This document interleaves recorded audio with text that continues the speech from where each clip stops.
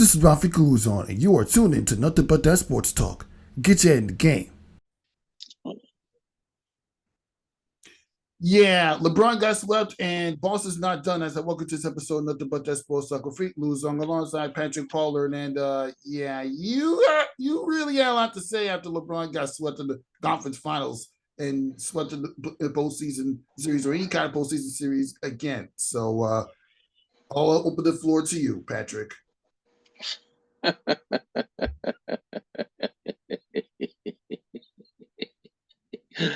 Oh man, I've been having so much fun this week at your expense and at Ryan's expense too. So much for that GOAT nonsense, huh? The guy lost in the conference finals for the second time in his career, and he's not the GOAT anymore. Against his franchise that he defeated in the NBA bubble 3 years ago, and he's not the GOAT anymore. Real nice. It's not the finals. It's not the first round. You only lost the first round one time. Jordan, which is a lot fewer than Michael Jordan. You only lost in the second round 3 times. Three times. He's the GOAT, all right. The old GOAT. Maybe that's the GOAT you're referring to. Listen. I get where you're coming from.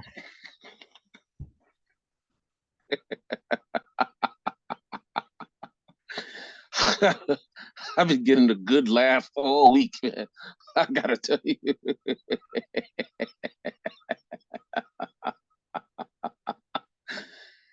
This has been so much fun.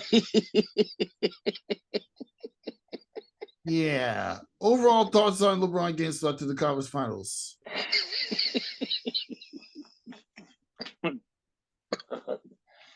Oh, this has been so much fun. They say don't poke the bear, huh? Don't poke the bear. Looks like that bear got poked, huh? Yeah. Ran off the court. Didn't even win one game. How embarrassing is that? Do you realize Michael Jordan never lost a series like that where he's never got swept in a series that was a 7-game series his whole entire career? Do you know that? Not once. Not once. I watched the Last Dance special. I got an idea of Michael Jordan's career. Never happened. But never. You know, I'll give Michael Jordan his flowers. He had a phenomenal career. But he had a phenomenal career. Heck, he even won an NBA Finals game while having the flu. Mm-hmm. While having food poisoning. Only Michael Jordan can do that. Brown was dealing with a foot injury, but he manned up and carried his team to the conference finals as a 7th seed. So it goes both ways. No, it doesn't go both ways. No, you don't get style points in this league. You don't get style points. No, sir. No. No. It doesn't work like that. You don't get style points. What the hell is this? CYO? You don't get style points. You either got the job done or you didn't. That's and once again, I can't argue with that one. I can't argue with that one. Once again, he didn't get the job done. This was embarrassing. You realize that the Knicks swept the Denver Nuggets this year? Yeah, I realized that. I was happy with the Knicks. Didn't get swept by the Denver Nuggets. The Knicks swept the Nuggets. Hey, I was excited when the Knicks swept the Denver Nuggets early this regular season. But let's not forget the first time they didn't have to deal with Jokic because he was out because of that little pandemic. He was out that ignore the fact that the first time the only one in Pepsi Center, the Ball Arena, whatever that's called, because of the fact that they were without Jokic that night. Yes, he was without Jokic, but Jokic was there that second time. That is also true. That is also true. Guess what happened? Yeah, the Knicks taxed that ass. Yeah, we swept them. Hey, I'm not going to argue with you on that one. Ass. But let's not forget, the New York Knicks are home and the Denver Nuggets are in the finals. Yeah, well, that just goes to show that your so-called Your so-called GOAT guy is really just not that damn good. Why did he not take that last shot? The possession before the last possession, where he winds up throwing the ball away. Would Michael Jordan have done that? No. Nah, Michael Michael Jordan Jordan would have never been the done one that. taking that shot. Michael Jordan would not have been passing the ball there. Hey, he didn't get one against Utah. Magic Johnson would not have been Magic Johnson would not have made that pass. All the great ones. Larry Bird would not have been making that pass. Larry Bird would have been taking that shot. All of the great players, Michael Jordan would not have been giving that ball to Pippen. Hell no. It would have been Jordan himself. He would have been the one taking that shot. All the great players, Tim Duncan would have been the one taking that last shot. All the best players, all of the greats, Kobe would have been the one taking that shot. Kobe would not have been passing there. The great players, the players who are the actual real GOATs, the actual ones, the best of the best, they would have been the ones taking that shot. They would not have been throwing the ball away there, trying to pass the ball off to somebody else. That would not have been happening. You got a point, and the fact that they blew it, like they were up by like as many as 17 points in the first half of Game 4, and then Game 3 they didn't even put up much of a dent. The Lakers did come back and take the lead, but that 13-0 run that Jokic started, it was a wrap from there. So yeah, clearly everything. This was embarrassing. After today, I don't ever want to hear a comparison between these two guys again. That's over with now. But let's not. It's just like what I said 2 weeks ago. There is no comparison. There is none, zero, none. There's no comparison. Not even close. It's not even close. Not even. Yeah, we'll get into this conversation a little further when Ryan Walker comes on the show. Yeah, I can't wait. I'm gonna light him up too. When Ryan Walker, he's gonna get lit up. But listen, get lit up like a Christmas tree. Yeah, man, light his ass up. You really something else. But I'm gonna calm down the Michael Jordan, LeBron James debates to focus on another basketball league that started off this past week. And it's the WNBA. We started off with Breanna Stewart balling out like I said he was. I mean, even though she did take it out, even though the Liberty did take it out against the Washington Mystics last week in the opening night. Mm-hmm. But 2 nights later, at the Barclays, Breanna Stewart went out for 45 points. Stewie to Ruby in full effect. So, thoughts? All right. Well, I mean, I'm glad to see that they've won. But it's the beginning. It's the beginning of the year, so I mean, you can't get too excited about anything. You can't get too down about anything yet either. It's only been what like a week and a half. It's only been like what 2 weeks. Actually, only one week. Yeah. So, I mean, it's in the beginning. So, I mean, there's so much. There's so much left to go. Really. I mean, like I said, I do hope that the team does do well. I do. I hope they play well. Because it would be nice to see a New York team win a championship, and I do think that they have a team where they're a legit contender. Unlike the Lakers, this team actually is like a legit contender. So they could win their first championship. It'd be nice to see, because like I said, man, in New York, man, for whatever reason, and I don't understand how a city like New York, how we could go this many years without a basketball champion. I mean, I don't get it, but I really do hope that the Liberty, can pull this off, and they have a shot. They really do. They have a legit shot. Yeah, but it's gonna take some time for this team to gel because remember, before prior to that, they did get smoked by the Washington Mystics, and the team is just starting to get to the chemistry together, both offensively and defensively. So it's gonna take some time for this new unit to get used to playing with each other. Yeah, I mean that's like that with any basketball team. It does take time for a team to gel.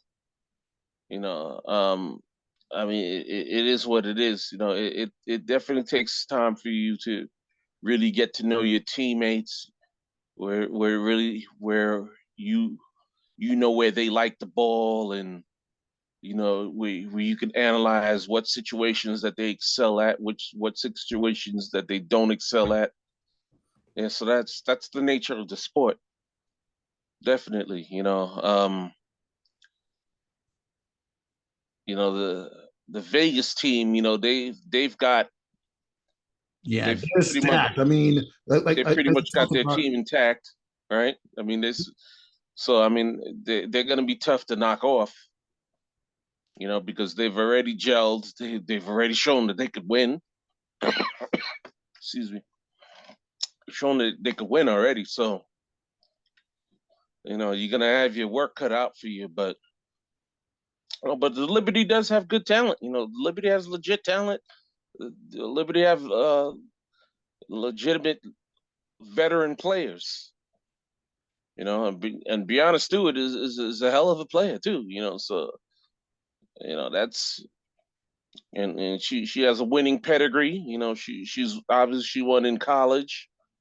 She's had a a very good career so far.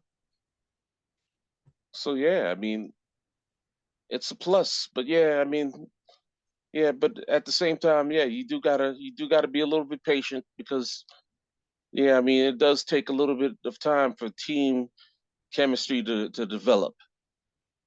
yes, it does, and not to mention the fact that these three pieces just came on the team. I mean, Mhm. even though Breanna Stewart was playing mid-season foreman and it was early on the talk of the league, and with all the young girls and women basketball players and influencers gathered together in the same basketball court after the game. That just goes to show the dedication of what basketball brings together. I mean, seriously.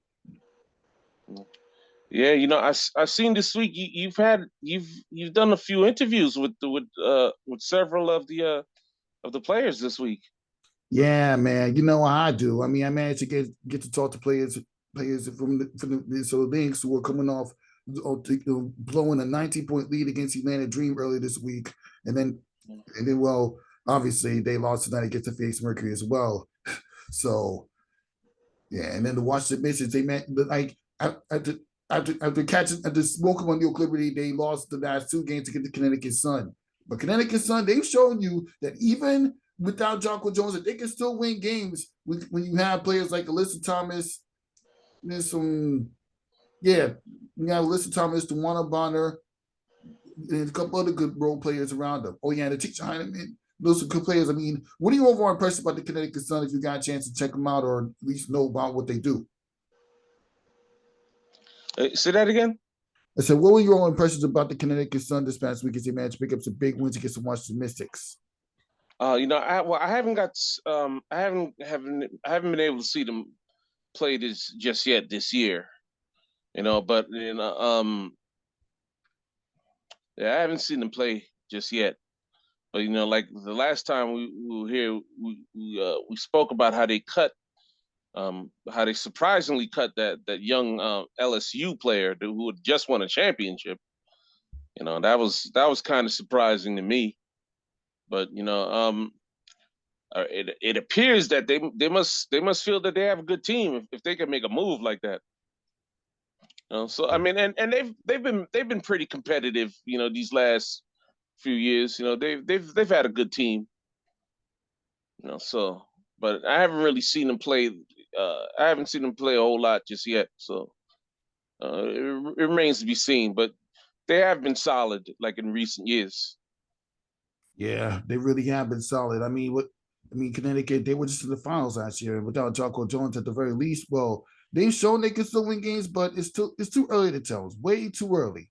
Yeah, yeah, I yeah. did It I is. It did like to is. watch, It but I is. did like that little moment where the Phoenix Mercury finally managed to get a win. And a couple of days ago, even within the first losses, we finally get to see BG play on the court. I mean, it's very meaningful moment for the WNBA because since she hasn't played in over a year. So Yeah. yeah. Yeah. And I asked the coach about it. Well, he didn't really knew how to answer the question. He was kind of speechless when I asked him at the press conference about Brittany Griner shouting, "I'm back" after nailing a 3-pointer Mhm. that cut it down to 5. But I mean, I'd be speechless too if she did that against my team. Yeah, yeah. Well, I'm glad to see that Brittany Griner isn't in Russia anymore. You know, it's good to see that at least. You know, yeah, it's good. It's good to see her back and playing and stuff like that. She's obviously a very talented player. It was a very unfortunate situation that she was in. Just a few months back, but it is nice to see her back on the court at least. Playing well. No, I do wish her the best. Yeah, I mean, what more can we say? It's just what we can say about W. I mean, it's only been like 1 week of the season. I mean, there's definitely going to be some more discussions of WNBA as we get down the road of the WNBA season as well. And not to mention earlier this week that Breanna Stewart Mm-hmm. made an appearance at the Puma shop in New York Mm-hmm. City. So yeah, I got a chance to meet her. She's a very phenomenal human being. Just to throw it out there. And yeah, that's pretty much it with that. And now the Boston Celtics, they managed to avoid elimination not once but twice. And only have Yeah. to win South Beach one more time, and you get to Game 7. But what do you think is the possibility of the Boston Celtics being the first team to come back from 3-0 to win a playoff series against the AC Miami Heat team? I think they have a good chance. I think Boston has a better team than Miami has. Boston's a better team to me. So I don't even see how Boston even got down in the series to begin with. But you see these last couple of games that they've played, and they've blown them out the gym. These haven't even been close games. They blew them out the gym, and which is what they should have been doing in the first place. Really, this Miami Heat team they're a scrappy team, but I don't really think that's really that good. I mean, their whole game plan is they just try to spread you out and shoot 3-pointers all day. That's their game plan. That's the play that they run. They run the same play over and over again. That's their play. That's all they're trying to do. They're trying to spread you out and shoot threes. I don't think that's really a formula for you to win a championship. I really don't. And that Miami team they have no um they have no interior defense. That's why I got very frustrated with the Knicks with sometimes their lack of driving on this team. The Knicks should have just been driving on them over and over and over and over and over and over and over again. That Miami team has no rim protectors at all. None. That lane to the rim is wide open all day long. It's wide open all day. You should have just been driving to the basket every single chance you got.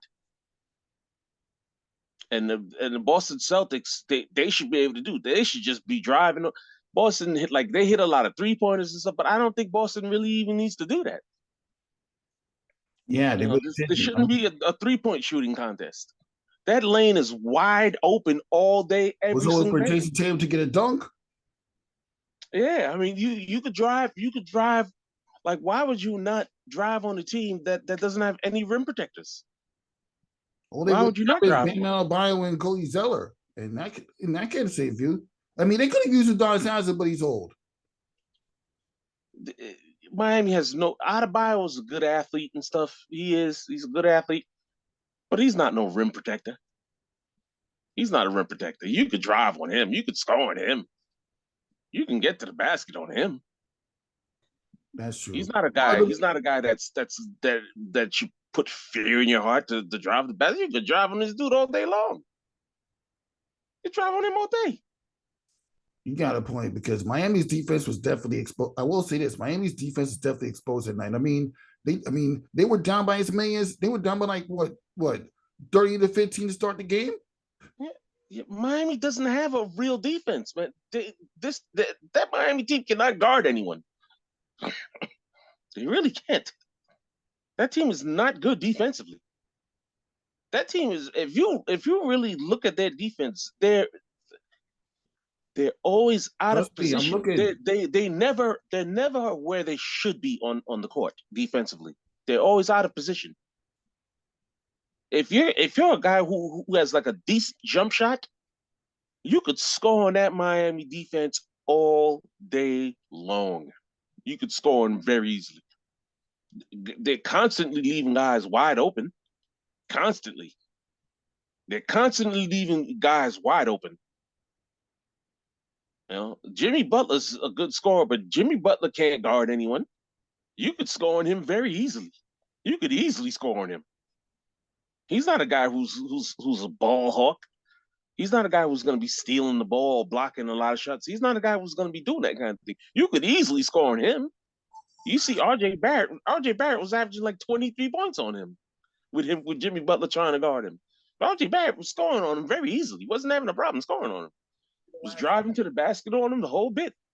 Mindset. Yeah, hold on 1 second. What's the mindset or how you guys feel going into tonight's game? What's the atmosphere?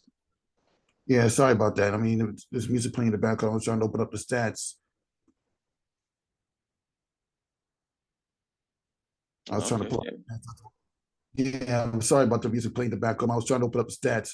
Yeah, Miami's defense is kind of shaky. They gave up 41% for 3-point range and 50% from the field. So that's terrible.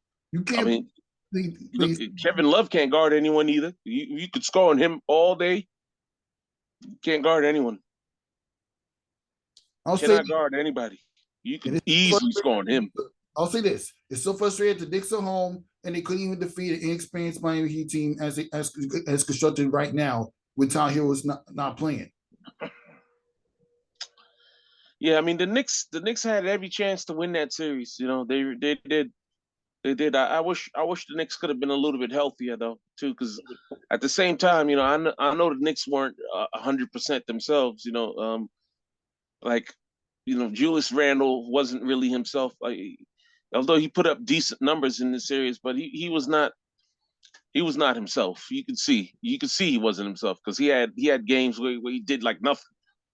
You know, he had games where he scored 30, but then again, he had games where he scored like 12 or 15. You know, so like he had games where he scored like half of what he should have been scoring. Like he should have like Julius Randle should have been able to score like 30 a game in this series very easily. He should have easily been able to score 30 a game, but he didn't. You know, so he played down. I mean, Jalen Brunson played well in this series, but he wasn't even himself. Like he was hurt too. You know, then our bench really let us down as well. You know, I mean, Emmanuel quickly got hurt. You know, very unfortunate. And obviously Emmanuel quickly is easily our best bench player. I mean, he should have been 6th man of the year, definitely. I mean, he got ripped off. He got ripped off majorly. He's easily 6th man of the year. So he gets hurt. You know, so I mean, but we still had a chance to win that series despite all of that. Yeah, we still had a chance. It was right there for us, right there. Just win in Miami and win that game in Miami, and then the series is ours when we get back to the Garden. But whatever we said enough about the Knicks, but deal with this Miami Heat team. It's like, I mean, eventually, everything that you're doing at the beginning of the playoffs is going to get figured out. Boston beat Miami in the conference finals last year, even when they were much healthier than this. Yeah, you know, actually, I thought last year Miami actually should have beaten Boston. Really, I thought they should have beaten Boston, and it was Jimmy Butler who took that one ridiculous last shot where he took. Remember that Game 7? Yeah, I remember. They were down by 2 points. They were only down by 2 points. It was a 2-point game. They were down by 2. They were down by 2 points, and he took a 3-pointer instead of taking a 2 when he didn't need a 3-pointer. That shot was, and so they wind up losing right there. And he didn't even need a damn 2. All he needed was 2 damn points. So they wind up losing at home in Miami. They wound up losing in Miami, Game 7. That shot was ridiculous. I couldn't believe he took that shot. I don't know what he was thinking about. I was like, man, what are you thinking?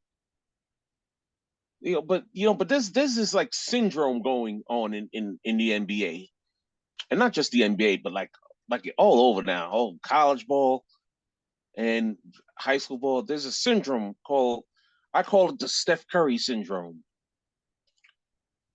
meaning everyone thinks that they're Steph Curry now. Everybody just wants to pull up from deep. Excuse me. 3-point shooting lead, Patrick. I mean, as long as everyone just wants to pull up from deep now, like as if they're Steph Curry. But the problem is you're not Steph Curry. Steph Curry is the leading scorer, has the most 3-pointers of all time in the NBA for a reason. Yeah, but everybody thinks that they're him now. Crap. I think it's crazy. Everyone thinks that they're Steph Curry all of a sudden. Heck, even you think you're Steph Curry. No, I'm kidding. Yeah, I think I may be the last person on earth who doesn't think he's Steph Curry, man. I may be the last person on earth who thinks he should still try to drive to the basket. I mean, no one. Oh, my allergies are bugging out. No one drives to the basket anymore. I mean, everything's a damn 3-pointer now. Yeah, I've never seen this league like this where where a three-pointer is like 60% or 70% of the shots you take are 3-pointers. I've never seen a league like this before. This is definitely not the league that I remember watching, growing up. People wasn't shooting threes like this. Not this much. Like, people only took a 3-point shot maybe like 30% of the time. About 30%. And 70% it was something else. Yeah, I mean, this is the type of NBA era that we're in right now. Like, everybody's gonna try and shoot threes in order to get the numbers. Even Julius Randle's shooting threes. He only got spotted that 3-point shootout earlier this year because one player got hurt. But getting back to this, it's just a lot to take in when it comes to watching all these 3-point shooters in the NBA. You got Bam Adebayo shooting threes. You got Jokic shooting threes. Yeah. I don't know if I don't really like that. I don't like that style of basketball. I don't think that that's a winning style, really. I mean, not everybody's a damn 3-point shooter. That's not really the way that basketball should be played. Where everything you take is a 3, everything. I don't know. I mean, I guess I'm just not used to it. I don't know, but I don't really like that style. I really don't, man. I really wish that they would, get back to basic fundamentals. I like pick and roll type plays. I like plays where you isolate and you try to take a guy to the basket. You try to drive on someone. You try to dunk on somebody. You running up and down, throwing alley-oops, that kind of thing. Yeah, those are the type of basketball action that we always watch. I mean, I remember back in the 2000s, it was always a defensive slugfest between teams. But now, everybody wants to depend too much on 3-pointers. Yeah. I don't like that style of ball, man. It's too much. Yeah. But hold on. We're going to continue talking about that as Ryan Walker has finally come on the show. Welcome aboard. What's up? What it do, fellas? What's up, Ryan? What's happening, Pat? Crash Brothers. Yeah, before you came on, he was just talking about how he does not like the fact that this NBA league has turned into a glorified 3-point shootout. Like, seriously. I mean, what are your thoughts? I mean, that I think that's what basketball, honestly, that's what it is right now on all levels. Even, we watch a lot of high school as well, and we see that on all levels. Whether we like it or not, what's so scary? Stephen Curry is a phenomenal revolutionary for the game and a game and a trendsetter. But also his greatest attribute is also a detriment to the game as well, too, right? If we're being fair, right? Because if we're saying that it's a glorified three-point shootout, which it is what it is, a lot of that is predicated to him. But how greatly he does it, though. He does it. And, basketball, unfortunately, as poetry as it is, even though there's certain guys that can create their own work of art per se, basketball is a copycat thing. It is. Once somebody figures out something and many other people can do it, every people usually copycats that style. And being that that's unfortunately the game of play, sports have become so analytic with certain things on all levels, in between football, basketball, and basketball. If it's not a three or a dunk, it's pretty much not good as a point. That's why mid-range guys are so uncommon, or mid-range guys, when they are good in the league, are a huge attribute, because they can do something at a level that many other guys can't do, because either they're shooting a three or you're dunking at the rim. But it's like, what else can you do to score? Unfortunately, that's the game. And this is why, as much as we hate it, even with guys and teams and superstars that we like, well, we're seeing these guys, and this is throughout the league with many players, because even guys that we know that are great, like Curry, LeBron, has done this too. How many nights has guys gone 0 for 7 from the 3, 1 for 7, 1 for 9, 1 for 10, 2 for this number happens so frequently now that's the norm. That wouldn't happen 30 years ago. I'm not the one that's saying that the game 30 years ago is better than the game now. I'm not going to get into that perspective. I don't never think that. I just think that it's different. You know what I mean? That's in baseball. We talk about this, Pat. It's either you're hitting a home run or you're not. Teams that can small ball and do things too, which are not as many, are very successful because they can do other things besides hit the ball over the fence. The teams that for propensity usually just hit to go over the fence, yeah, it's good throughout the year. The numbers are great, but they're normally not the teams that win the World Series in the end. The same thing in hockey. You win the President's Cup, the Boston Bruins, you score the most goals, you get eliminated in the first round. So, I mean, the three-point game, that unfortunately, that's what we're going to see. So, Stephen Curry has brought a great thing to the game, but also a detriment. Yeah, just before you got here, I had specifically said I specifically called it the Steph Curry syndrome. Yeah. Where everybody thinks that they're Steph Curry, but everybody can pull it from half. You ain't Steph Curry. Not everybody's Steph Curry. That's the problem. But everyone thinks that they're Steph Curry now. Everybody. Yeah, the Steph Curry syndrome. Yep. And other guys have adapted, like Dame Lillard became phenomenal at it. Many other guys. But, that's the wave that started.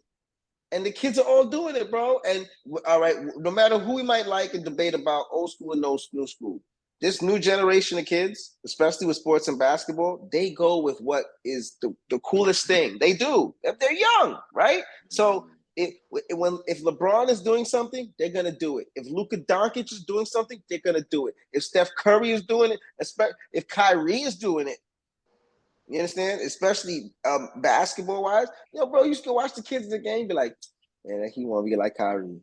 He want to be like Steph. You can just see the things that they look and they mimic for. And, these are the things that they do. And it is a glorified three-point shootout. Yeah, I don't really think it's good for the game like that, man. I really don't. Like I was just talking about how, like 20 years ago, let's say, it was people took the NBA, for instance, the NBA took like only about 30% of the shots that NBA players took back in those days were three-pointers. About 30%. At the most, really. About 30%. 70% was shots that was not a three-pointer. Mostly mid-range, driving to the basket type shots, like a 10-footer baseline shot. You know, a lot of pick and rolls where you were trying to go to the basket. A lot of post ups.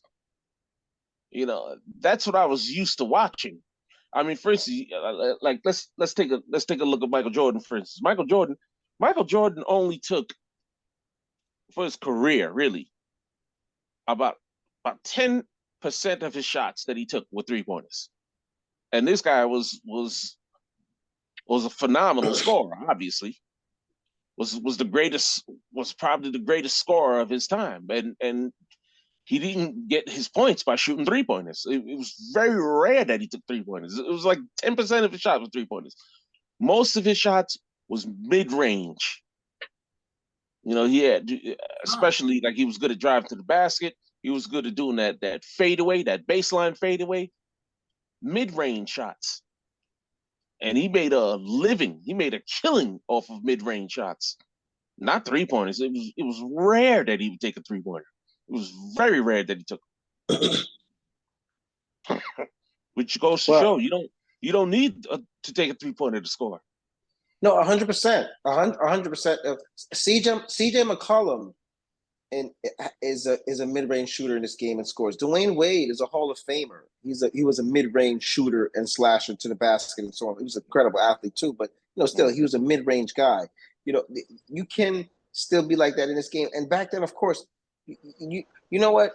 The thing with Mike, and you're right, Mike didn't have to. Mike wasn't a 3-point shooter, and Mike was, so crazy. Mike can make threes, but Mike wasn't a great 3-point shooter. That's why when he had the finals against the Portland Trailblazers in 1992, where he had that game, like from the second or third quarter or something like that, where he had like 6 or 7 threes that he made. Yeah, he puts his hands up and I shrugs. remember watching that game. He was struggling like, not that people don't, not that Mike wasn't struggling like, yo, I don't know how I'm making it. It's just like, man, I don't know why they thinking they gonna leave me open. Like, yo, bro, I can shoot from anywhere on the court. So wherever you give me the ball at, I'm gonna score, right? He was a remarkable scorer. You know what I mean? So Mike took threes when they were necessary. And he had other, thank God, 3-point assassins on both of the eras of teams that he didn't have to take threes. When you got Paxson's and BJ Armstrongs, and you got Steve Kerr's eventually, and Tony Kukoc's, Craig Hodges. Craig Hodges. Craig Hodges, yeah. Craig Hodges was early days, but he didn't do any big winning with Craig Hodges. He didn't win any championship with Craig Hodges. His main shooters. He did. Craig Hodges was on the 91 team. He was on the 91 team and he was on the 92 team. All right, so he was early, but early. So Hodges, Paxson, BJ was the shooters in the first round. Second go round, you got Kerr, Bushler, Kukoc, who's your shooters. The game was different. Possessions were lower, and like we said, they with how they play the game. Man, if you shoot the ball under 10 seconds, you took too long for your possession. The guys are getting it and go. So because there were lesser possessions, his 20-30 was always so much more different. You know what I mean? And you didn't have to always shoot threes to get it. Like you said, you got your points at the free throw line. He did mid-range. Mike was superb because Mike was one of those guys in his prime that can take 22 shots and make 15. So if you made 15 twos, that is 30. You know what I mean? Or he had times where he could take 22 shots, and I'm just, throwing a number out there, make 22. And if you make 10 times 2 is 20. So if you get fouled a few times and make a 3 here and there, you got 30.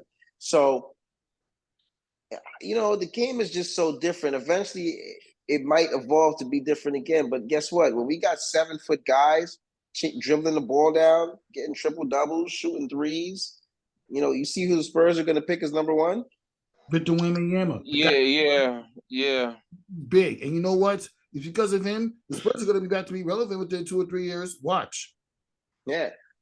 I think I pray for this kid because most of the time when kids like that, this whole unicorn thing that has been a metaphor in the last few years, like guys like the Porzingises, guys that are that tall but gifted.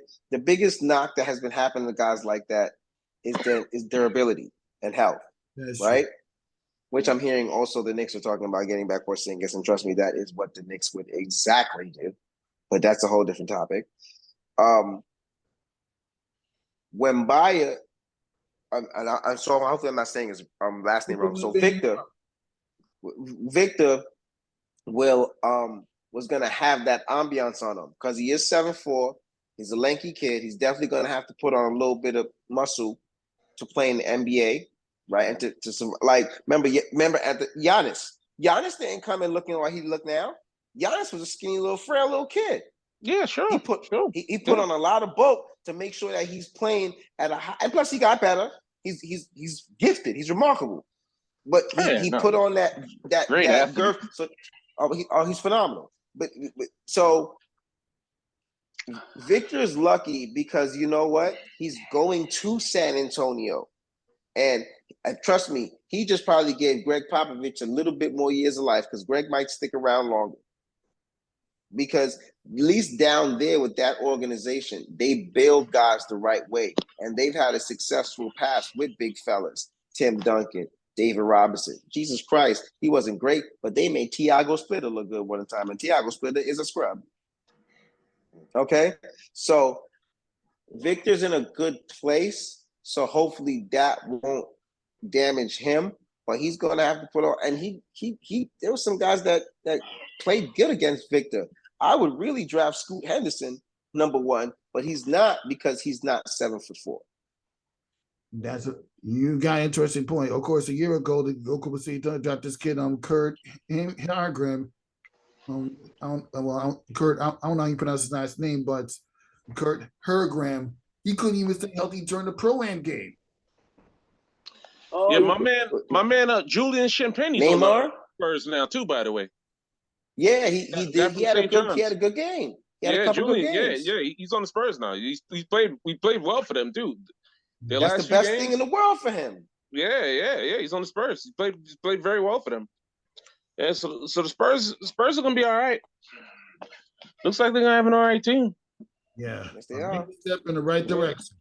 Yeah. May not be the next Duncan, but it's a major step in the right direction. And at the beginning, Ryan, you weren't here at the beginning of this show, but Patrick was talking this crap about LeBron James after you got swept in the conference finals. Mm-hmm. Embarrassing. You give your thoughts, Patrick, and then you give your response, Ryan. Yeah, well, after today, this whole idea, this comparison between LeBron and Michael Jordan, I don't ever want to hear nonsense like that ever again. That's absolute, complete nonsense. Michael Jordan never, and I say never with a capital N, was never, ever, ever swept in a 7-game series his entire career. It never happened. Not once. Not once did it happen. Now here's this in LeBron a 7 game. You said in a 7-game per se, or in the 7th game series. Five game though, right? Yes, back years ago in the first round, they didn't play a 7-game series in the first round. They would play a 5-game series. Can you Google that too, Rafique? Right quick. Can you Google that? Yeah. Google that. Never in a 7-game. Go ahead. Never in a 7-game. Never got swept. Okay. Never. Not once. Mm-hmm. Okay. His entire career. Go ahead. Mm-hmm. Now LeBron James has been swept in a 7-game series now 3 times now. It's 3 times that it's happened. Mm-hmm. That is absolutely unacceptable. The second part is, that within itself is a joke. Dude still has a losing record in the finals too. Has a losing record. Doesn't have a winning record. Got a losing record. Dude's been in the league for 20 years now. In 20 years, he has 4 championships. Jordan played in the league much less than that, has 6 championships. So he did way more in less time and quicker and more efficient too. He went to the final 6 times. Jordan was swept by the Jordan was swept by the Boston Celtics 2 years in a row, but by Larry Bird in 1986 and 1987. Back when But the question is Okay, was it a those 7-game weren't series? those weren't a I 7-game know series. he was swept. I'm not going to get there, but was it it was a a 7-game series? It was not a 7-game series. It wasn't. It wasn't Rafique. No, it wasn't. It was. It was not a so- 7. so- I just told you the stat. He never got swept nice in a 7-game series. technicality. So he has been swept because Jordan got swept 3 times, but he hasn't been swept in a 7-game series. Okay, I get it. That's Never. cute. Go ahead. Next. Not once. Okay. But he's been swept once. though, right? Okay. He has been swept though, right? Yes, he has. He has been swept. Okay. Go ahead. Go ahead. 5. Continue. Okay. Now, so now this idea that this man is the GOAT. Yeah, he's the GOAT, all right. An old GOAT. And he definitely looked like an old GOAT the other day. That was embarrassing. This guy, instead of him, the possession before the last possession, he threw the ball away. him taking that shot, which if that was Michael Jordan is the one taking that shot. Michael Jordan is not making a pass and throwing the ball away like he did. Michael Jordan is the one taking that shot. Magic Johnson is the one taking that shot. And you know Larry what? I'm glad to get Ryan because every single one of those dudes. Remember 1993 against the Phoenix Suns? Michael Jordan passes to James Paxson for a game-winning 3-pointer to finish off the Phoenix Suns in a game 6. But nope. But you're not going to bring that up, right? Okay, that first of all, don't do that series. Okay, that series, he could do that because first of all, that's not a game where. First of all, that's not a game where that was an elimination game for the Bulls. The Bulls were never down in that series. It's not okay. Wait a second. Wait a minute. The Bulls was up in that series. They were never down in that series. If that was a game where the season was on the line, where if you lose that game, you're going home. Oh, Jordan would not have been passing that ball to anybody. Jordan would have been the one taking that shot. It would not have been Pippen.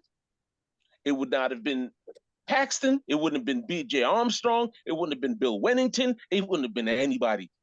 Jordan would have been the one taking that last shot. I guarantee it. He would not have been passing to anyone. He would have been like, yo, if we lose, you're going to have to beat me. I'm the one you're going to have to beat. There is no way in hell somebody else was taking that shot other than Jordan. No way. So that goes to show. That goes to show the mentality that he has compared to the mentality that LeBron has. That goes to show the kind of caliber player that he was compared to LeBron. LeBron is not on the level. He was never on the level. He is never, ever, ever, ever, ever, ever, ever, ever, ever gonna be on the level. So he may as well retire now and show some kind of dignity. Okay, instead of going out there and embarrassing himself again because he's not going to win the championship next year either. He's not going to win the year after that. He's not going to win the year after that one. It's just going to be more L's on his resume. That's it. Case closed.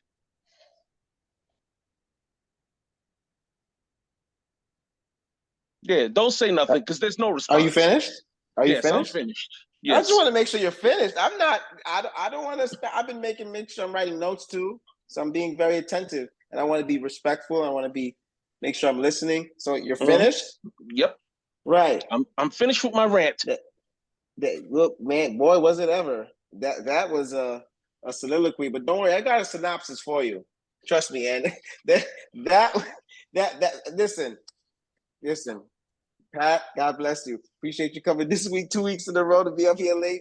That was a well-put sermon. For a guy who went to St. John's, you would have got an A+ in class for you would have been good at being a lawyer because you're good at putting half the truth and facts together with stuff and then your own opinionated heart. I tell you, 3 people I know that Patrick will go to jail for. And that's every person existing in the New York Mets life existence of world. Pat will do 25 to life for.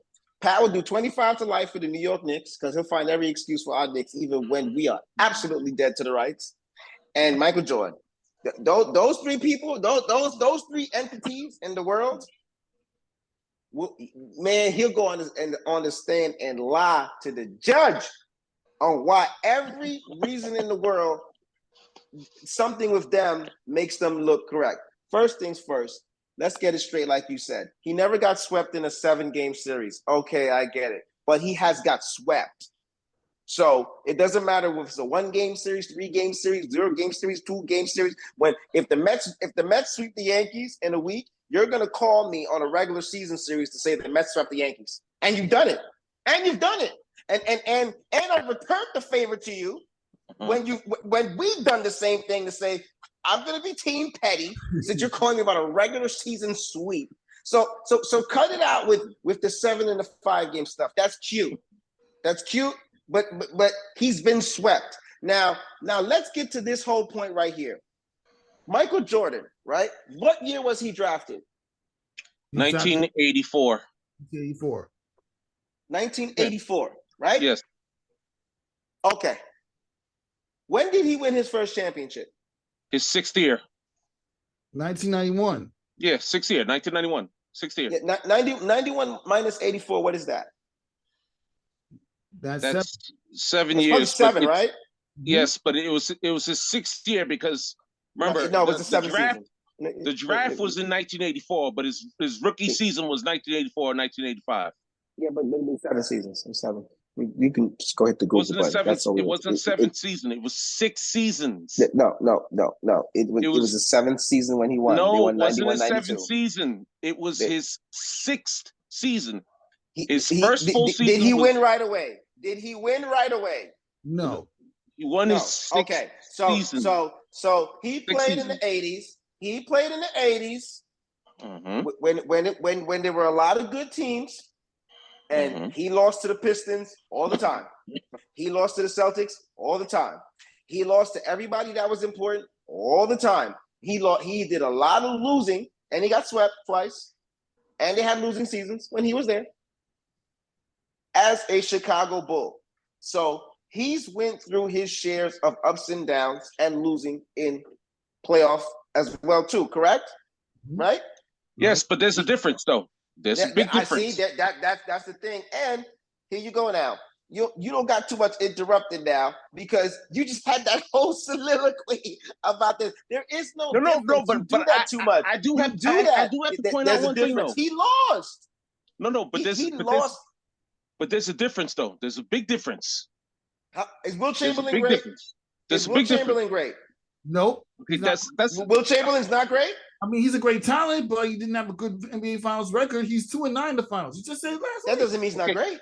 Okay, but listen, Ryan, he's 2-9 in the finals. Ryan, so Will Chamberlain is Rick Barry. Hold on, how many championships Rick Barry got? Hold on, wait a minute. We're changing the topic. Changing the topic. Carmelo Anthony's a scrub. Carmelo Anthony's garbage. He never could do anything because he wasn't an NBA champion. Wait a minute. Let me just debunk something, and I'm gonna let you get back. I just want you to remember something very important to remember. Okay. The only time that Michael Jordan was not successful fully in the playoffs was within his first 3 years. That's it. That's the only time where he was not hugely successful earlier on in his career. But once he got to his prime, he was unbeatable. That's the difference between him and LeBron. LeBron was not successful in his early years, and even in his prime years, he still wasn't successful. He was still taking L's. That's the big difference between the two. Once Jordan he's a 4-time NBA champion. He was Cleveland. Jordan started to win those Cleveland championships. Relevant. Listen, once he started to win those championships, he was unbeatable. Do you know that difference? Do you know that in 2007, what year did LeBron get drafted? LeBron got drafted in 2003. He got 2003.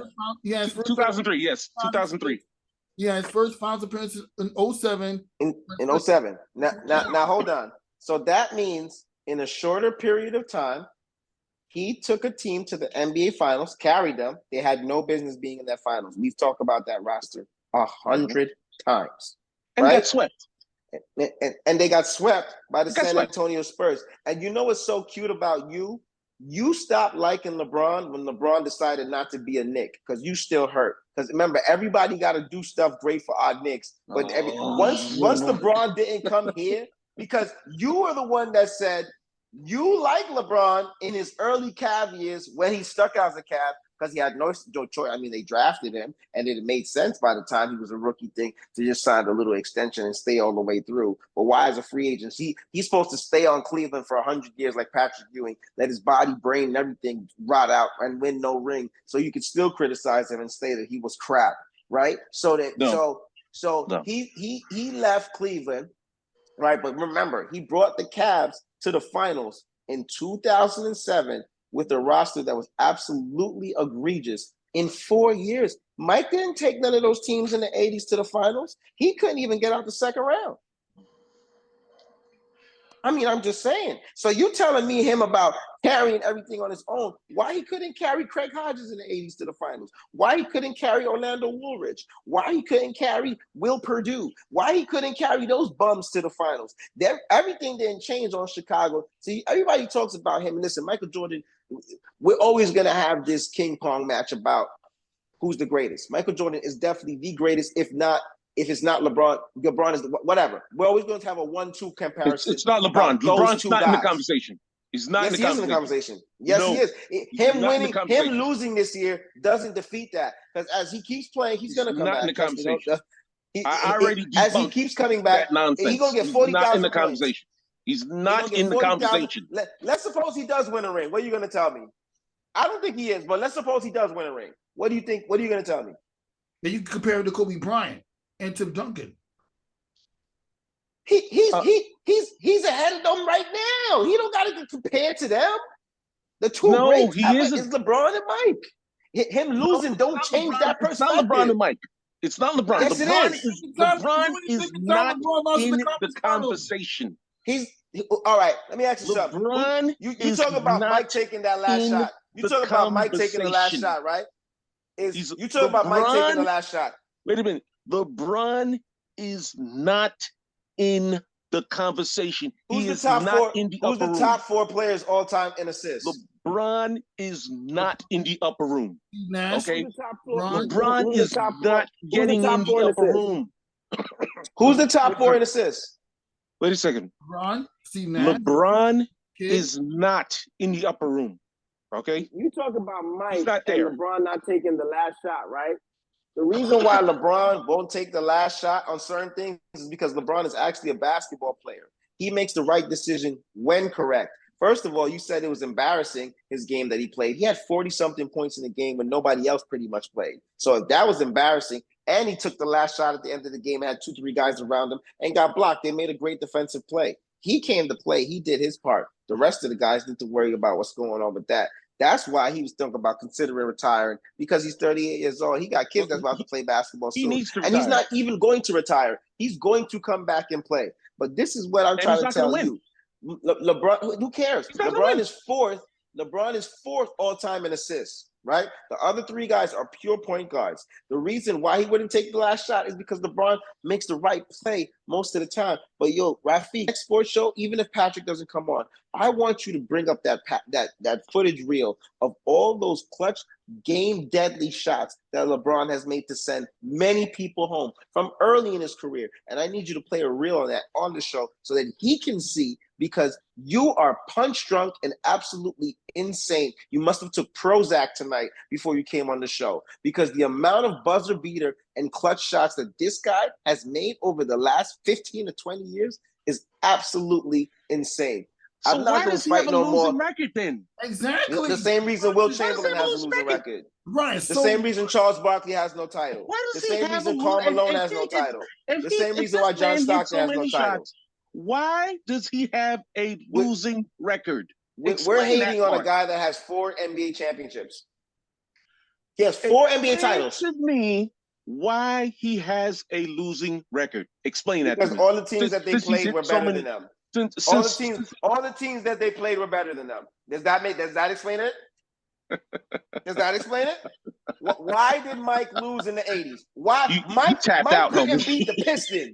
The Pistons had Isaiah Thomas, maybe Joe Dumont, and 10 thugs, and he couldn't beat them. Sir, Pardon he my French. did beat the Pistons. White boy Larry Bird from French Lick, Indiana, and the Celtics was sending 63 points a game home in one game. Michael Jordan, remember when he went through his legs? Jordan was looking all cute. Remember that? Sent him home. Sir, he Was did not beat the Pistons. winning. Wait a minute, he did beat the Pistons. What are you talking about? Yeah, It was in Jordan's Bulls who 91. In dethroned the 91, Pistons. what happened the 3 years before that? Previously, when they was beating up Scottie Pippen, when it was kicking them around, when the Pistons won, since you remember the years, when the Pistons won in 89, in 88 and 89, what happened? What happened? You got your facts wrong, sir. Cut it out. They was going home. You got your facts wrong. You got your facts wrong. Scottie Pippen getting thrown to the ground. The Pistons didn't win. Hold on, wait a second. The Pistons didn't win in 88 and 89. The Pistons won in 89 and 90. Okay, so you don't even have season your number. facts right. The Pistons won. Relax. The Bulls won 90, 91. Right? The Pistons won 89 and 90, The and they won. Chicago Bulls dethroned the Pistons. No, They lost to them. They Pistons. lost to them 2 years straight before they even won. Actually, almost 3 years straight. I understand that, but it Yeah, doesn't matter you don't. because You don't. yes, No, you I do don't. understand that because guess what? Guess what happened? The Chicago Bulls, the same Piston team that beat him, he beat them. Same Piston team. Took them 3 years. Well, Congratulations. But at least he beat them. Congratulations. Guess what? How many times they beat the Celtics? How many times you sent Larry Bird home? LeBron never beat San Antonio. How many times you sent Larry Bird home? How many times you sent Larry Bird home? LeBron never beat Dallas. They played once in the finals. Wow. LeBron never beat Golden State with Kevin Durant on it. As a matter of fact, hold on. Exception. Wait a minute. Exception. Let's get into something else too, by the way, since you know how many times LeBron James got outplayed in these finals too. Now, Michael Jordan went to the finals 6 times and came back home with 6 MVPs. LeBron won MVP every finals he won. He won MVP every finals he won. LeBron James got outplayed very badly by Kawhi Leonard. He got embarrassed by Kawhi Leonard in 2014. Kawhi Leonard ate his damn lunch. Okay? He ate his damn lunch. He got destroyed by Kevin Durant. How's Kawhi Leonard doing right now? Kevin Durant ate LeBron's lunch. How's Kawhi Leonard's career right now? Who's had the better career now, LeBron or Kevin Durant? Kevin Durant ate LeBron's lunch in those finals. Ate his lunch. But LeBron got outplayed so badly. They own him in the finals. Badly. Four-time finals MVP. Tim Duncan ate LeBron James' lunch. I mean, this dude's been outplayed over and over and over and over again. Because it's LeBron James. All right, Pat. Let's be fair, Pat. Hold on. Outplayed Jordan in those finals. Pat. When Mike came back, right? In the middle of the '95 season, right?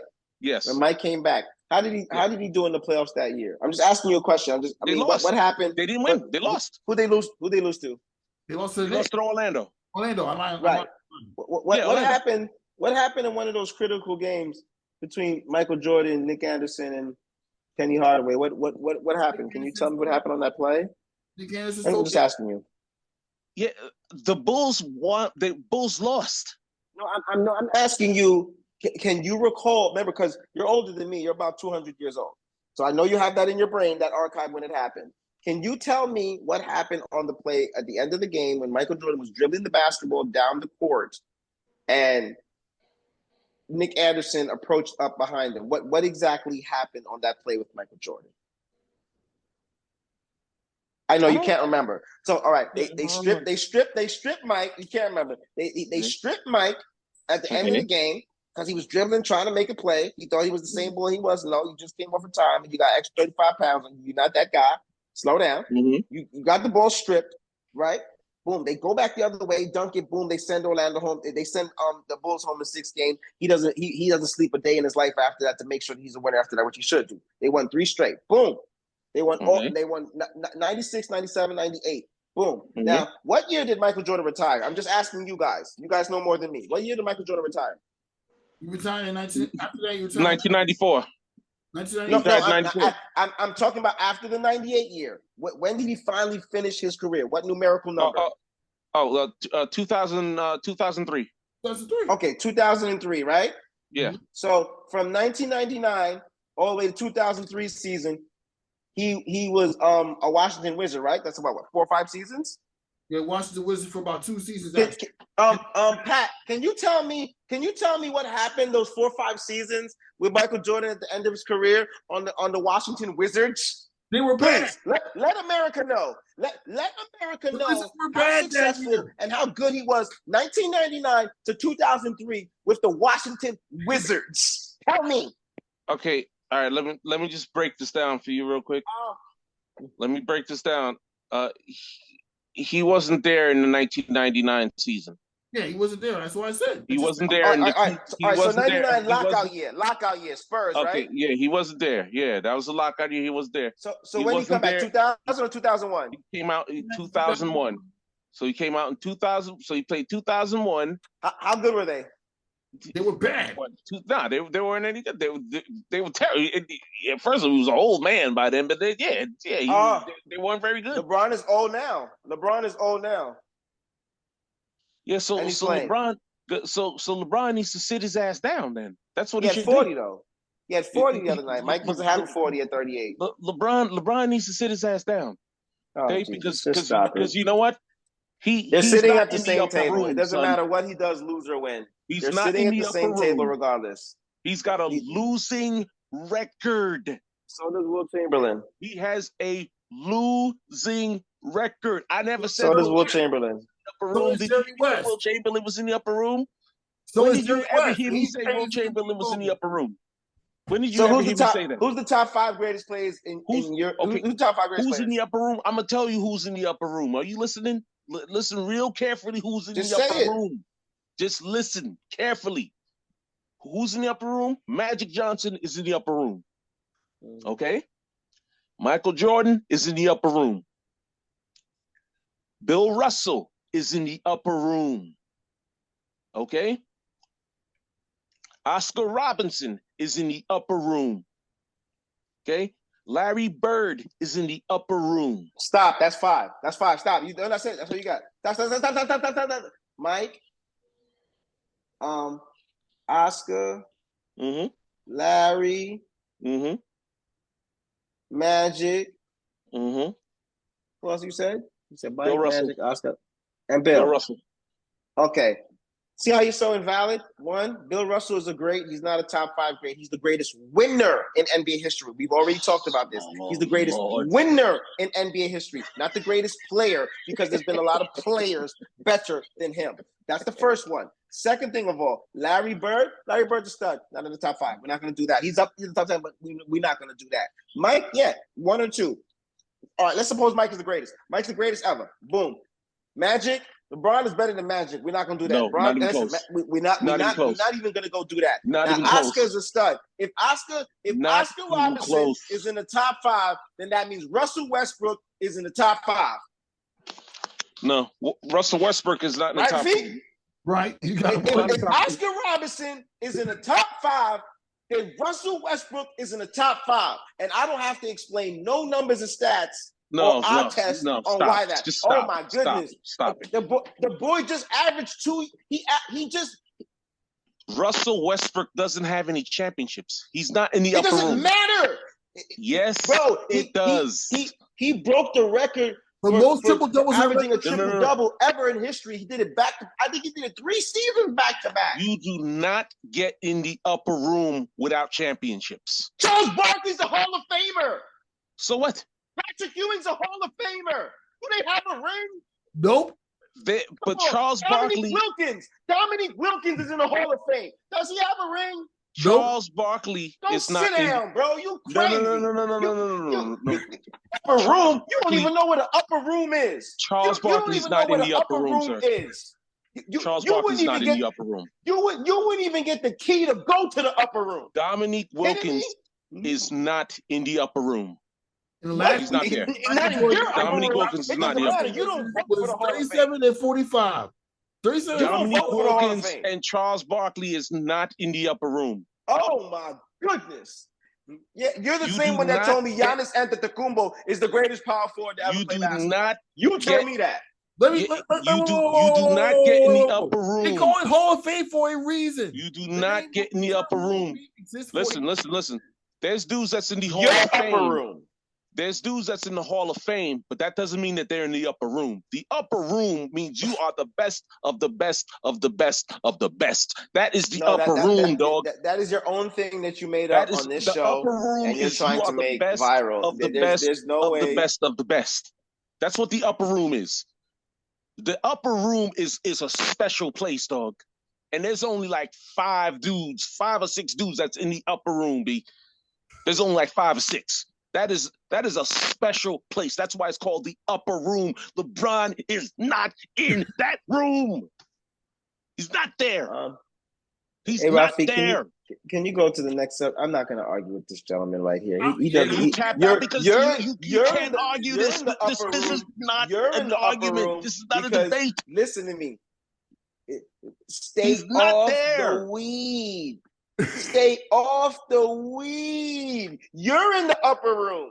You're in the upper room because you're so euphoric, you don't even know what you're saying. Michael Jordan is the greatest player to play basketball, and LeBron stinks. He's the 35th player ever in history. Next topic, Rafique. There you go, Pat. Mike is the greatest, and LeBron is the 35th best player in the NBA All right, history. we'll get to the next topic. And I already talked about this before we got on the show, but the WNBA season just started this week, and I already got Patrick's opinion on Breanna Stewart's phenomenal 45-point performance in her first home game as a New York Liberty. I want to get your thoughts on this one, Ryan, because let's face it, unlike the beatdown they got in Washington last week, that's a phenomenal way to open up the New York Liberty season. Thoughts? I mean, come on. This is Brew York. This is Stu York. It's Bree. Seeing you up there on a big picture with Bree. And I mean, this Breanna Stewart. You know how I felt, man. I told you, listen, that's the most optimistic team we have in New York right now in all of the sports. They got a good thing going. Listen, it's gonna gel. It's all gonna get together. Vandersloot, Sabrina, Laney.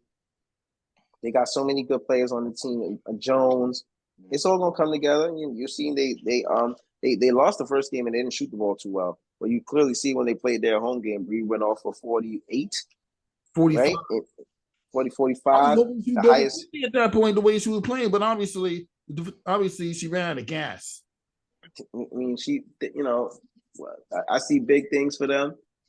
They gonna be all right. I'm telling you, if it's not them in Vegas in the finals, I'm gonna be highly disappointed. But, Bree gonna be all right. They gonna get everything together finally for the Liberty. Yeah, and also some other incredible moments that happened this past week, including Brittany Griner playing her first few home games. I mean, even though the 1 and 2 to start the year, but the fact that she had that moment, she made that 3-pointer and shot it. I'm back. That tells you she's back in the WNBA. Oh yeah, and they said that was 11-3 ever. Oh yeah, and we can't forget about the Aces. They blasted the Storm by like almost 50 points. And this week, after starting off losing by as many as 14-15 against the Sparks earlier tonight, they barely came by a win. Jackie Young dropped 30 points. Asia Wilson had 19 points and 13 rebounds. And when I spoke to her at the press conference, and it's all about being the major contribution to the team. She did everything she could to be a contribution. You know what? When I told her about the fact that she won 11 straight against Los Angeles Sparks, I told her it's just a matter of being good in the same court that Kobe Bryant played on. Seriously. Yeah, and obviously the Boston Celtics, they for the past two games, at the very least, Miami Heat is not the 2023 Eastern Conference champions. So yeah, while there's still conference go around, what are your overall thoughts on Boston's attempt to come back for 3-0 to win a series? You know what? I want to hear Pat's soliloquy too, because Pat has some good. I mean, he points gave his about thoughts on it already, Boston. but go ahead. Oh, really? Well, yeah, well, Boston is. Man, I don't know. I don't know how to predict the Celtics team with Tatum and Brown. Man, I never seen the two group of such talented guys that can be so shaky at certain times, but then be so great at other times. It's very interesting. But they actually do have a realistic chance to do the unthinkable that has never been done in NBA history. And I don't want to talk about it because that's how unthinkable it is.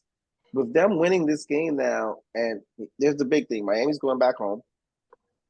Miami will be back home. Gabe Vincent is hurt. So that's key to them. But I told my guy in the back, just like I said, listen, Jimmy Butler will shoot 50 shots before he lets them go down without a fight. So I know, I don't know. Jimmy won't be shy about having 10 to 15 extra shots if Gabe Vincent's not there. But somebody has to plug in the hole what Gabe Vincent does. But guess what? That's what Miami does. They take regular. This will just give more opportunity to Caleb Martin, who wants the opportunity to shine. There are other guys there that'll just step up in the role. If Kyle Lowry has to take more shots, he will too. They'll figure it out. Miami is not going to cry over spilt milk. But nevertheless, if Boston can win that game and come back to Boston and Miami's not that healthy, they should have an opportunity to do it. But that's a lot of ifs. The game 6 is back in Miami. Miami should sit down on it, but they're not as healthy as they are. So they do have a chance. But the Celtics, and I was listening to Skip's rant early today with about Mr. Tatum before, and he was right about it. There's some times where, as talented, as gifted he is, two Blue Devils, for 1 year in college, going to the draft, he's had games where he's just shot the ball terrible, and he's had games where he's been absolutely incredible.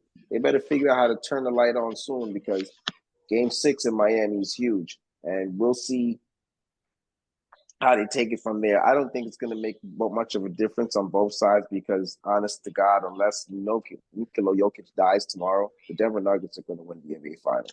Yeah, I think the Denver Nuggets is going to win the finals too. But I think they're favorites. I think Boston's going to win this series though. I think Boston's going to get these next two games. Miami's magic carpet is about to end. Their magic carpet ride that they're on, it's about to end. I think Boston's going to take. Yeah, I know, Pat, you're my man. I know you're not a gambling man, but I swear to you, you should at least take $1 and put it on FanDuel.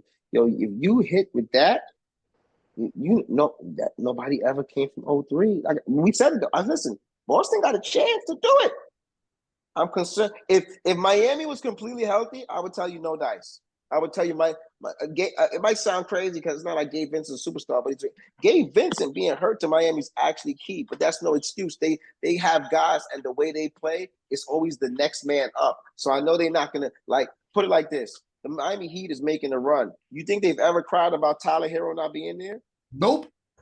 Tyler Hero hasn't been, and they don't make that excuse. They find the next guy. Caleb Martin stepped up. Gabe Vincent stepped up. Matt Strus stepped up. Other guys stepped up and made plays, and they're just gonna figure it out and go from there. But if you take that bet though, Pat, man, 03 to come down. I think. Listen, these last two games that Boston have won. Boston's won these games by large margins, man. Don't think Miami don't feel some kind of way about that, man. But then Miami does not feel some kind of way. They played Miami the other day and blew them out the gym. Don't think they don't feel some kind of way about that. You're right. But about the gym in there. No, let's be fair. Remember, to this, Rafique. What about the gym? That Boston game 4 was actually a close game. In the fourth quarter, that's when they started. Boston stretched it apart in a way. Tatum made a lot of shots in the fourth quarter, and it was in the fourth quarter to stretch that out. That wasn't a blowout all the way through. Yes, Pat. They did rout them eventually. In the fourth quarter, they stretched the lead out, and it was a rout. And definitely made numerically in the score, it shows it wasn't a rout. But it wasn't a blowout from start to finish. It was in the fourth quarter where they stretched that lead away. Today was the actual day where Boston pretty much dominated. We knew them bringing it back home, they was going to do that. And Gabe Vincent is not there. And quite honestly, I don't want to say that they're good. Miami is smart enough, and Jimmy Butler and Spoelstra them are smart enough to know that, especially with Vincent hurt, this is not the game we need to give 110%. The next one is the one they need to give 110%. And the reason why is because that's that last home game. If they lose this, they in trouble. And they know that. So they can't lose the next one. So sometimes you gotta preserve yourself. If Jimmy Butler shoots all the buckets tonight and he don't got nothing for game 6, they in a lot of trouble. So I think they're in a lot of trouble. This is gonna be interesting, bro. Momentum. Basketball is a game of runs. Basketball is a game of momentum too. Right now, Boston has the momentum back. They got the momentum now. Boston has the momentum. You can't say Miami has the momentum. Did the Knicks win game 5 against the Heat? Yes, they did. How did game 6 work out? They lost. Okay, but game 6 is a game. First of all, it's a different series, and game 6 is a game they could have won too. By the way, they could have won that. They could have easily won game 6. They could have won that game. But we didn't. They didn't win, but they could have. But we didn't. But they had a chance to win. If we'd have a fit. They could have won that game. It's not like they were getting blown out the gym. They could have won that game. That game could have been won. That was a winnable game. You're right. We did not. Game that they were getting killed. They could have won that damn game. They did not. I know that they didn't.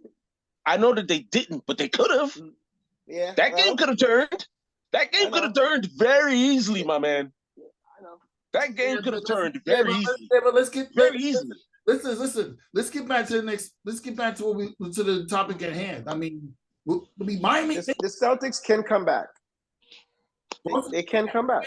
Yeah, I have that feeling that Boston might be the one to do it. And you know what? You know what's funny, Ryan? You're a Yankee. I mean, you're a Yankee fan. I know you say you don't want to talk baseball this regular season, but we have to bring this up because you know what? They could be the second, or I should say, the second team in the Boston area to come back from 3-0 to win a 7-game series in any sport because the Red Sox once did it against your New York Yankees.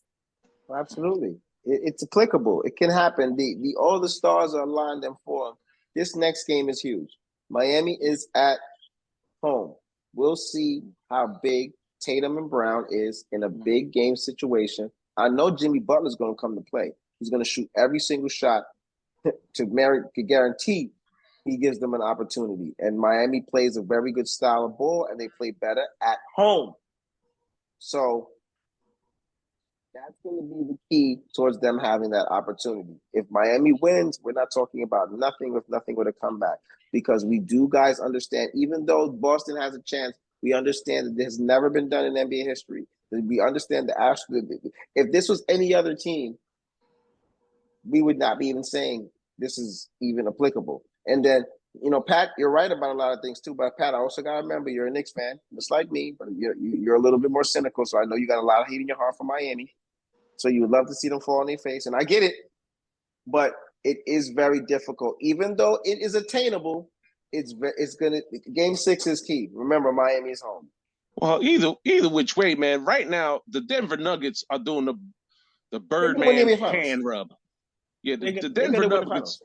Yeah, no, it's gonna be the Nuggets. The Nuggets is just gonna beat the hell out of either one of them teams. Yeah, correct. Either one of them. The Denver Nuggets, like they're doing the Birdman hand rub. Like you know what Birdman does that hand rub. Gotta give credit to the Denver Nuggets. Yeah, that's what Denver's doing right now, man. Their mouth is watering. Give credit to the Denver Nuggets because this is the most impressive run we ever seen in a long time.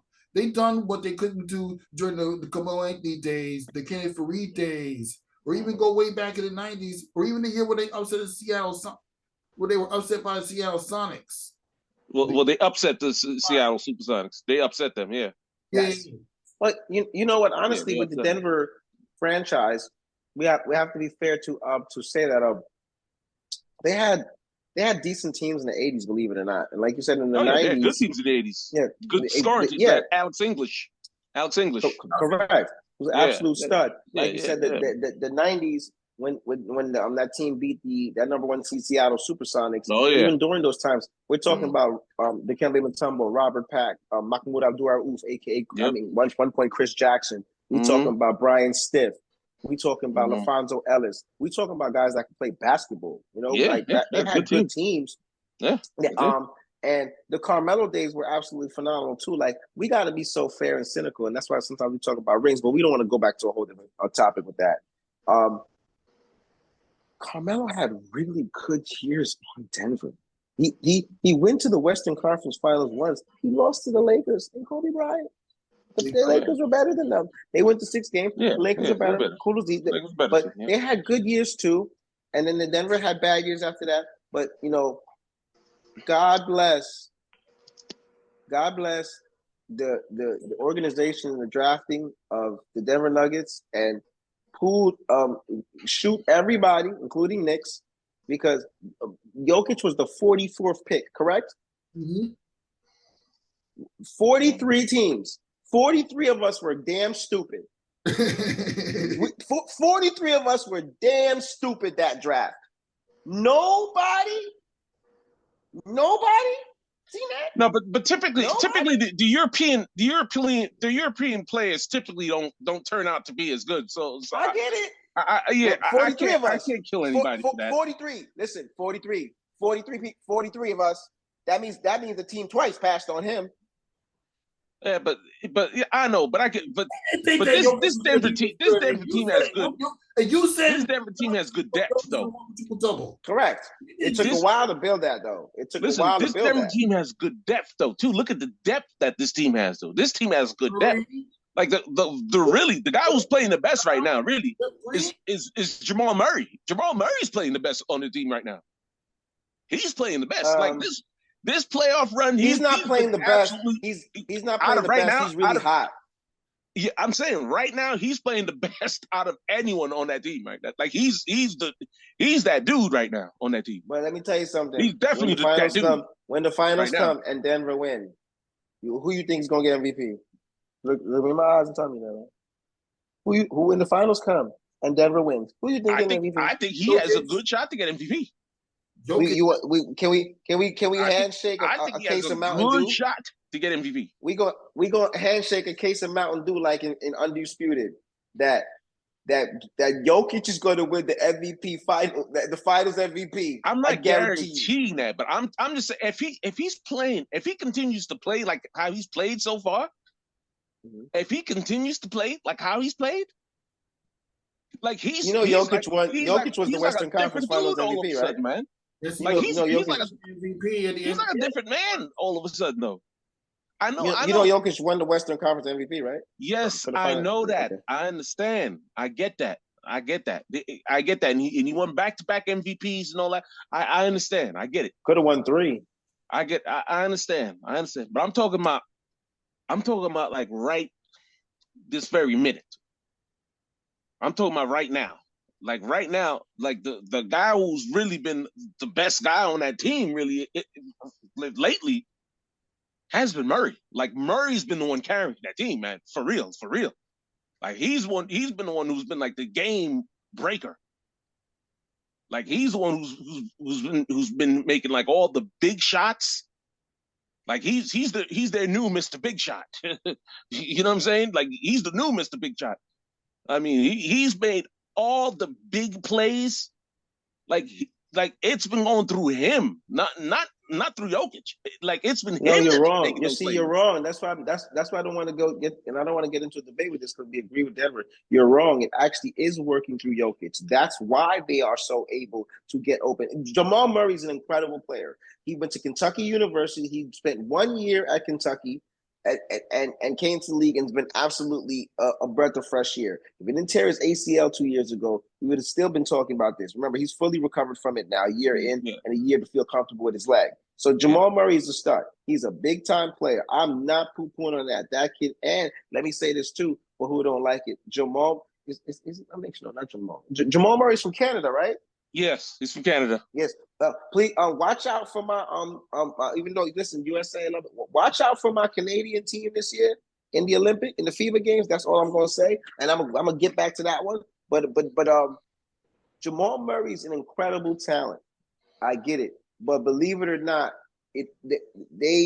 he has those one-on-one situations and everything flows so good offensively through them is because of Jokic, because he's such a great passer, because he's such a willing passer, because he's a winner, because he can score anyway, he can rebound, he can do everything on the court. So because of how he plays at the big fella, you know what's so crazy? Remember, the Denver Nuggets had him and they had Nikola Jurčić, the other guy who's on Portland, correct?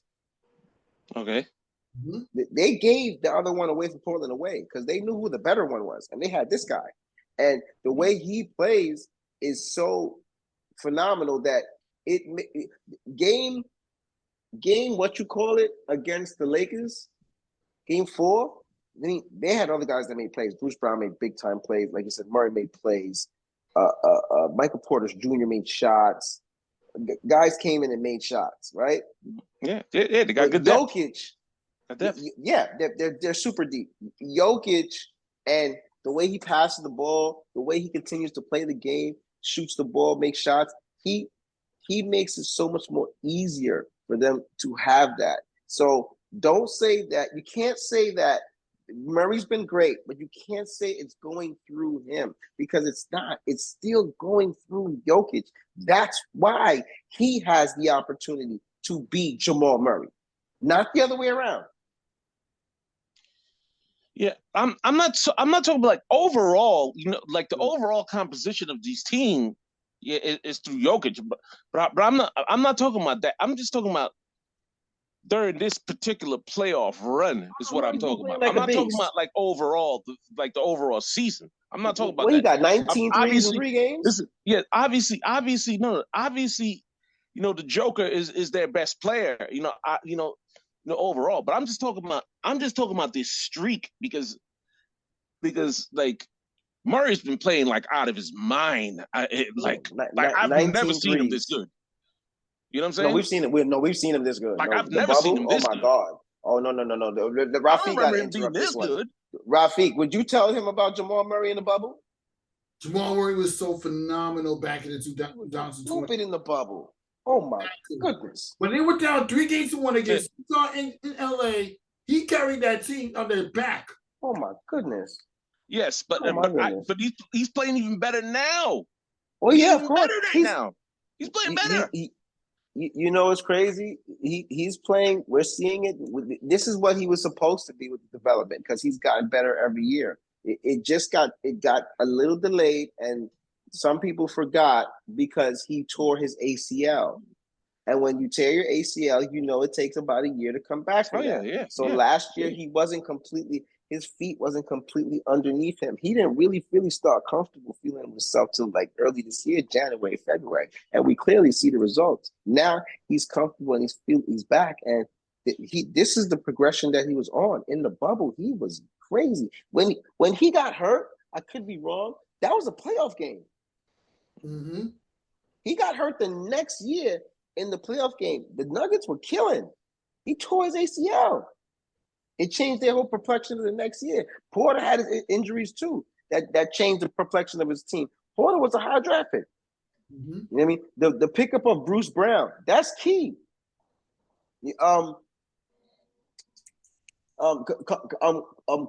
Pope, right? He used to be on the Lakers, right? When he signed there a few years ago, they was like, good pickup. They got everything that's perfect. They got depth. They have a phenomenal coach. Like you said, the cards is there. And when you got Jamal Murray, like you said, who made 19 threes in 3 games, how can you lose? He got a point. Yeah, no, he's been out of his mind, really. If he plays like this, if he continues to play like this, wow. The Celtics will be in big trouble. I think they're in trouble anyway, really. Anyway, yeah.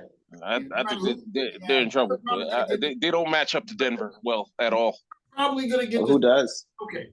I'm going to agree with you guys. Denver's probably going to get this championship. And it's about time, too, because let's not forget, it'll happen a year after the Colorado Avalanche won the Stanley Cup. So, yeah. Denver's low-key popping right now the past few years in terms of championship runs. So that's pretty much all I can say about that. As I wrap up this episode of the But That Sports Talk, thank you guys for stopping by. Thank you so much, Patrick, for coming on the show for the second week in a row. I really appreciate your contribution. All right, thanks for having me, brothers. Yeah. Yes, sir. Those out there, get your head in the game.